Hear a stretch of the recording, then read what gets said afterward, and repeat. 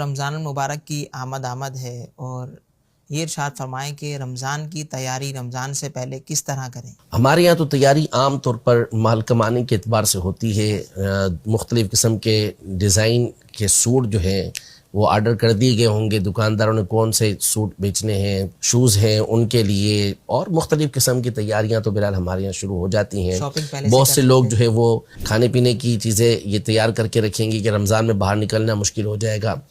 پھل فروٹ والے اور دیگر یہ سبھی تیاریاں کر رہے ہوتے ہیں، لیکن سب دنیاوی اعتبار سے تیاری کر رہے ہوتے ہیں۔ عام طور پر دین کے اعتبار سے تیاری، اللہ کرے کہ وہ ماحول ہمارے اندر آ جائے، وہ دین ہمارے اندر آ جائیں کہ اب یہ سوچ بن جائے کہ رمضان المبارک آ رہا ہے تو میں اس کے لیے اپنے آپ کو پریپیئر کروں، میں اس کے لیے اپنے آپ کو تیار کروں۔ یہ بہت بڑی بات ہوتی ہے۔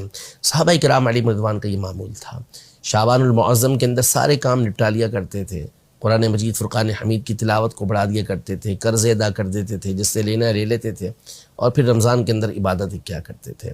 تو اصل یہ ہونا چاہیے کہ جس چیز کی ہمیں پہلے سے عادت ہوتی ہے پھر اسے کرنا آسان ہو جاتا ہے۔ بندہ ایک چیز کا عادی ہو تو پھر بعد میں اسے کرنے میں مشکل نہیں ہوتی۔ جیسے حج پر جاتے ہیں تو یہ مشورے دیے جاتے ہیں کہ بھئی فلاں قسم کی چپل جب آپ لیں تو اس کو پہن کر اپنے آپ کو عادی بنا لیں، تاکہ پھر آپ جب وہاں جائیں گے حج پر تو یہ چپل پہن کر پھر آپ چل سکیں گے۔ کچھ پیدل چلنے کی عادت بنا لیں کہ طواف میں چلنا پڑے گا، مینا عرفات کے اندر چلنا پڑے گا، تو یوں چلنے کی عادت ہوگی تو آپ کو آسانی رہے گی۔ لیکن اصل یہ ہے کہ آپ اپنے آپ کو عبادت کا بھی تو عادی بنائیں، کیونکہ آپ پڑھنے کے عادی ہوں گے تو پھر وہاں پر کھڑے ہو کے نوافل پڑھنا آپ کے لیے آسان ہوگا۔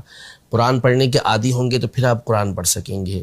درود پاک پڑھنے کے عادی ہوں گے تو زیادہ سے زیادہ درود پاک پڑھ سکیں گے۔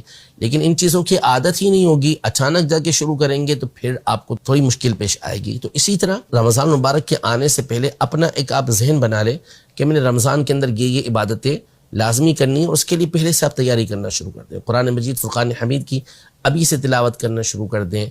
درود پاک کی تعداد مقرر کر لیں، جیسے 700 مرتبہ درود پاک پڑھنا شعبان میں، اس کی فضیلت بھی آئی ہے تو اس کو پڑھنا شروع کر دیں۔